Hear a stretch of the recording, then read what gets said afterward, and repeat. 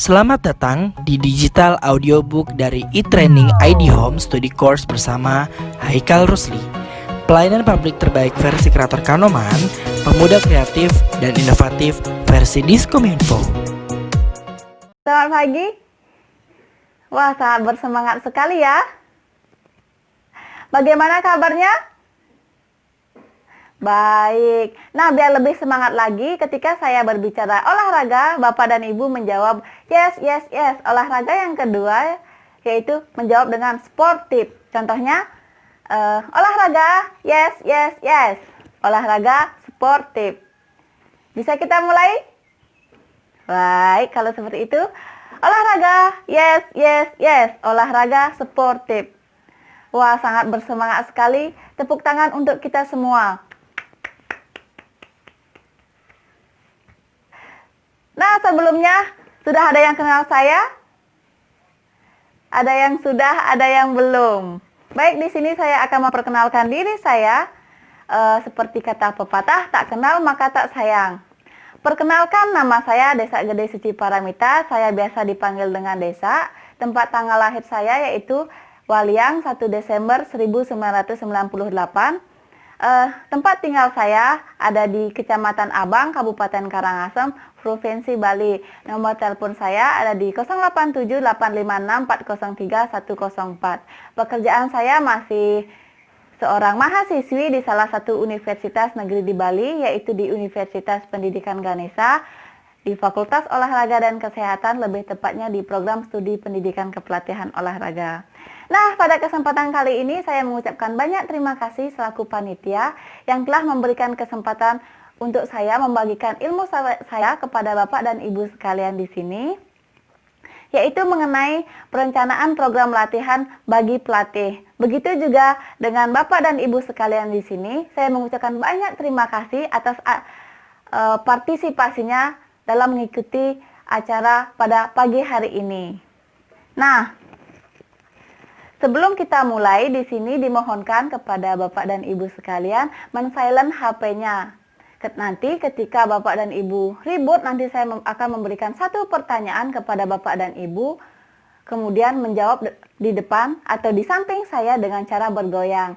Nah, tujuannya yaitu untuk meminimalisir waktu, karena waktu yang diberikan oleh panitia tidak banyak. Seperti itu. Bisa dipahami? Bisa kita mulai? Baik, kalau bisa, yang pertama yaitu perencanaan program latihan tahunan bagi pelatih. Tahukah Bapak dan Ibu pelatih di sini bahwa kita sebagai pelatih, kita disebut sebagai seorang pendidik, ilmuwan, organisator, dan manajer yang baik. Kenapa seperti itu?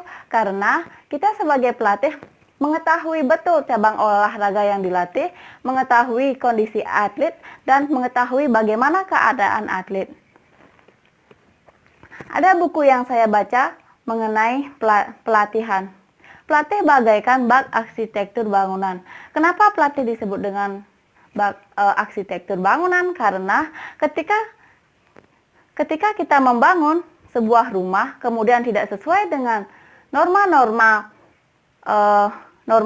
arsitektur bangunan tersebut, maka rumah itu akan cepat sekali roboh. Begitu pun dengan kualitas bahan yang sangat bagus. Nah, begitu juga dengan pelatih. Ketika kita melatih tidak mempunyai ilmu kepelatihan, walaupun diberikan atlet yang sangat berprestasi, sekalipun prestasi tersebut tidak akan pernah dicapai kembali oleh atlet itu sendiri. Nah, disinilah fungsinya program latihan tersebut. Dalam materi kali ini, materi yang saya akan sampaikan yaitu yang pertama, peran dan tugas pelatih, perencanaan pelatihan tahunan, prinsip dan asas latihan. Tahukah Bapak Ibu, apa itu pelatih? Apa sih pelatih? Apa yang ada di benak Bapak dan Ibu sekalian? Ya, betul sekali. Pelatih adalah sosok yang paling penting bagi atlet itu sendiri. Karena tanpa bimbingan dan pengawasan pelatih, atlet itu tidak akan pernah mencapai prestasi setinggi apapun. Nah, oleh sebab itu, kita sebagai pelatih, kita harus mengawasi dan membimbing atlet kita supaya tujuan dari bimbingan dan pengawasan ini yaitu untuk mencapai prestasi atlet setinggi-tingginya. Nah, oleh sebab itu, kita sebagai pelatih juga mempunyai peran dan tugas pelatih. Yang pertama yaitu perilaku. Perilaku kita harus bebas dari cela dan cerca, karena kita dipandang di masyarakat kita adalah model, di mana model di sini disebut sebagai berbicara yang baik, bersikap yang baik, apalagi ya, bersikap yang baik, sebagai pemimpin yang baik, dan masih banyak lagi. Nah, oleh sebab itu kita sebagai pelatih harus benar-benar menjaga sikap kita sebagai pelatih. Selanjutnya kepemimpinan. Kita sebagai pelatih kita harus mampu memimpin cabang olahraga yang kita tekuni. Kita harus bisa memotivasi atlet-atlet kita. Ya, misalnya ketika atlet sedang berlatih, mereka pasti akan mengaku capek sekali. Kemudian kita sebagai pelatih, ayo kamu pasti bisa. Seperti itu contohnya. Kemudian sikap sportif. Kita sebagai pelatih, kita harus mengajarkan pada atlet kita bersikap sportif. Seperti itu. Selanjutnya profesional. Kita sebagai pelatih juga kita harus profesional. Kita harus benar-benar mengetahui cabang olahraga yang kita tekuni, menguasai ilmunya, menguasai teknik, fisik, taktik, dan mental. Kita harus benar-benar mengetahui cabang olahraga yang kita tekuni. Kemudian berkepala dingin dan pandai mengendalikan emosi. Nah, di sini juga sangat penting sekali kita sebagai pelatih, kita harus mampu mengendalikan emosi. Karena ketika ada atlet bertanding, kemudian atlet kita melakukan kesalahan, kita tidak boleh emosi. Kita harus berkepala dingin. Kita harus sabar, harus tenangkan atlet supaya dia juga tidak emosi. Seperti itu. Selanjutnya, menguasai ilmu pengetahuan dan teknologi. Di sini juga sangat penting. Kita harus benar-benar menguasai ilmu pengetahuan dan teknologi, karena setiap tahun ilmu pengetahuan dan teknologi selalu ada pembaharuan. Kita sebagai pelatih, kita tidak boleh berpatokan pada ilmu yang sebelum-sebelumnya. Kita harus mengikuti alur pembaharuan pada pelatihan ini. Kemudian perencanaan program latihan tahunan. Tujuan dari perencanaan program latihan tahunan ini yaitu untuk meningkatkan prestasi atlet secara berjenjang dan mencapai prestasi yang tinggi pada saat pertandingan yang paling penting. Nah, di sini kita juga sebagai pelatih kita harus merencanakan program latihan. Program latihannya ini mencakup latihan fisik, latihan teknik, latihan mental, latihan taktik. Nah, tujuannya yaitu kita sebagai pelatih kita harus mampu menguasai 4 yang bilang saya tadi. Fisik, teknik, taktik, dan mental. Kita harus benar-benar mengetahui. Kemudian apa yang harus dilakukan oleh pelatih ketika kita ke lapangan, kita harus membawa catatan kecil atau buku kecil. Gunanya di sini yaitu kita harus mencatat kekurangan dan kelebihan dari atlet yang kita latih. Yang pertama yaitu ada fisik. Nah, di sini latihan fisik ada 2, yaitu latihan fisik umum dan latihan fisik khusus. Nah, pada latihan fisik khusus kita harus mencatat semua kekurangan dari atlet, kemudian kita latih secara umum seperti daya tahan aerobik, kelentukan, keseimbangan, reaksinya bagaimana, dan lain sebagainya. Setelah kita sudah latih dan dia sudah bisa menguasai semuanya, kemudian barulah kita menuju ke latihan fisik khusus. Latihan fisik khusus misalnya dia adalah lari maraton. Kemudian latihan fisik khususnya itu lebih banyak ke daya tahan aerobik. Seperti itu. Kemudian teknik. Teknik di sini ada 3, teknik dasar, teknik menengah, dan teknik tinggi. Kita juga harus mencatat bagaimana teknik dasar atlet. Kemudian kita sudah mencatat semua kekurangan atau kelebihannya di dalam teknik dasar. Kemudian barulah kita melatih ke teknik menengah. Setelah ke teknik menengah, barulah ke teknik tinggi. Setelah atlet menguasai teknik dasar dan teknik tinggi, barulah kita menuju ke teknik tinggi. Selanjutnya taktik. Di sini taktik ada dua, yaitu taktik individu dan tim. Di mana taktik individu biasanya dipakai pada saat perlombaan, misalnya renang dan atletik. Kemudian untuk taktik tim biasanya dipakai untuk pertandingan, di mana ada pertandingan sepak bola, pertandingan bola voli, pertandingan softball, dan masih banyak lagi. Kemudian mental. Mental di sini ada 4, yaitu ada yoga, meditasi, relaksasi, dan rekreasi. Nah, di sini kita juga harus melatih mental dari atlet itu sendiri. Dimana kalau saya biasanya melatih mental untuk atlet, yaitu saya ajak mereka rekreasi ke pantai. Di sana pada saat sudah sampai di pantai, saya biarkan mau dia berenang boleh, jogging boleh, yang penting dia ada aktivitas geraknya seperti itu. Kemudian dalam melatih juga mempunyai prinsip dan asas latihan. Prinsip dan asas latihan ada 9. Yang pertama yaitu prinsip beban berlebih. Nah, tujuan dari beban berlebih di sini yaitu untuk meningkatkan atlet secara progresif. Nah, misalnya sekarang saya melatih atlet saya, latihannya yaitu 1 keliling lapangan. Kemudian besok saya tambah lagi 2 kali keliling lapangan. Kemudian besoknya lagi saya tambah 3 kali keliling lapangan, seperti itu. Kemudian prinsip individualisasi. Nah, di sini kita sebagai pelatih juga harus mengetahui bagaimana karakter-karakter dari atlet-atlet kita. Misalnya karakter si A yaitu pendiam, si B pemarah, si C pemarah dan pendiam.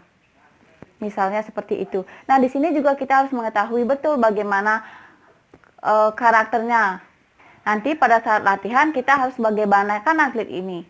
Misalnya dia suka halus, kita berikan secara berlahan. Misalnya saatnya dia langsung kita berikan latihan, dia langsung ngerti. Kita langsung tanpa basa-basi. Ketika atlet ini minta biasanya halus, kita juga harus memberi dia pengarahan secara halus juga. Kemudian densitas latihan. Densitas latihan ini menuju ke kerapan latihan. Antara latihan kerja dan istirahat harus seimbang. Kita sebagai pelatih, kita tidak boleh melatih atlet terus-menerus, atau latihannya terus-menerus, atau mungkin istirahatnya terus-menerus. Ketika atlet latihan terus-menerus, maka atlet itu akan cedera. Kemudian ketika istirahatnya terus-menerus juga, atlet itu tidak akan pernah berkembang. Maka dari itu, latihan dan istirahat harus seimbang. Kemudian prinsip kembali asal. Nah, di sini juga saya tadi bilang, ketika atlet tidak latihan kembali, maka atlet itu tidak akan pernah yang mencapai prestasi yang tinggi. Di mana misalnya contoh, ketika hari ini dia latihan, latihannya ini dia sudah setiap hari latihan. Kemudian pada saat hari ini dia bisa keliling lapangan 10 kali. Kemudian dia istirahat nih atau recovery selama 1 minggu misalnya. Nah, 1 minggu kemudian saya latih, saya suruh lari 10 keliling lapangan, dia tidak akan bisa. Karena otot-ototnya sudah kendor, tidak seperti seminggu sebelumnya. Seperti itu. Kemudian prinsip spesifik. Nah, prinsip spesifik di sini yang dimaksud yaitu ketika saya ingin latih hamstring, saya ajak atlet-atlet saya yaitu untuk lari ditanjakan. Di mana lari ditanjakan di sini bukan untuk melatih hamstring, tetapi untuk melatih speed dari atlet itu sendiri. Tetapi dalam latihan speed di sini hamstring juga kena. Seperti itu. Kemudian perkembangan multilateral. Perkembangan multilateral, kita sebagai pelatih tidak boleh yang namanya menspesialisasikan atlet sejak dini. Karena pada saat mereka sudah dewasa, mereka akan malas berlatih. Kenapa? Karena dia latihannya seperti itu, dan itu terus. Maka dari itu, spesialisasikan atlet kita sesuai dengan umur atau tulangnya atau ototnya sudah memenuhi standar atau sudah bisa dilatih seperti itu. Kemudian volume. Volume di sini yaitu banyaknya bentuk latihan yang diberikan. Kita sebagai pelatih, kita tidak boleh terlalu banyak memberikan pelatihan. Jangan samakan junior dan senior. Kita harus memberikan pelatihan yang berbeda antara junior dan senior. Senior biasanya mereka bisa lari keliling lapangan sebanyak 10 kali, kalau juniornya minimal 5 kali. Seperti itu. Kemudian yang ke-8, asas overkompensasi. Gunanya asas overkompensasi ini yaitu melatih atlet melebihi kerja yang setiap hari mereka lakukan. Nah, misalnya atlet saya biasanya berlari 20 keliling lapangan per hari, per setiap latihan. Tetapi saat menempuh asas overkompensasi ini, saya latih atlet saya perlatihan 25 kali keliling lapangan secara bertambah. Seperti itu. Kemudian yang terakhir di sini adalah intensitas latihan. Intensitas latihan ini tidak jauh beda dari prinsip beban berlebih. Intensitas latihan menambah beban dan repetisi secara bertahap. Misalnya, atlet saya mengambil beban 25 hari ini. Kemudian untuk istirahatnya misalnya 1 menit. Kemudian besoknya mengambil beban 30 kg. Kemudian istirahatnya mungkin lebih lama karena lebih berat. Istirahatnya 2 menit atau sampai 3 menit. Seperti itu. Nah, Bapak dan Ibu sekalian, apakah kita siap untuk melakukan perubahan dalam pembinaan atau pelatihan pada atlet kita sendiri? Sudah siap? Ayo kita coba. Mari kita berubah latihan-latihan yang sebelumnya. Kita sebagai pelatih tidak boleh terpaku dari apa yang kita peroleh. Karena setiap tahun pasti akan selalu ada perubahan dalam ilmu pengetahuan dan teknologi. Oleh karena itu, kita sebagai pelatih selalu ada di posisi yang selalu salah. Kenapa seperti itu? Seperti buku yang saya baca menyatakan bahwa tinggi rendahnya prestasi atlet tergantung pada baik buruknya perencanaan latihannya yang diberikan oleh pelatih, dan bahwa apa yang dikiprahkan oleh atlet di lapangan adalah cerminan dari apa yang telah atau belum diberikan oleh pelatih kepada atlet dalam latihannya.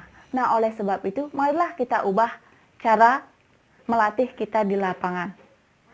Misalnya, dulunya ibu dan bapak pelatih di sini tidak pernah mencatat apa yang diperlukan oleh atlet, apa kekurangan atlet. Tetapi kita ubah sekarang, bawa catatan kecil dan kita awasi dan bimbing. Catat kekurangannya, catat kelebihannya. Jika kekurangannya, mari kita latih dan latih. Kelebihannya, mari kita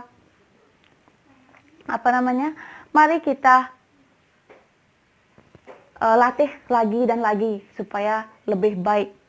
Seperti itu. Nah, pesan dari saya yaitu jangan anggap melatih itu adalah sebuah pekerjaan yang ringan. Hanya datang ke lapangan, melatih, lalu pulang, dan melupakan semuanya. Tetapi jadilah pelatih yang baik, yang mempunyai banyak ilmu, pengetahuan, dan lebih kompleks dari sekedar melatih.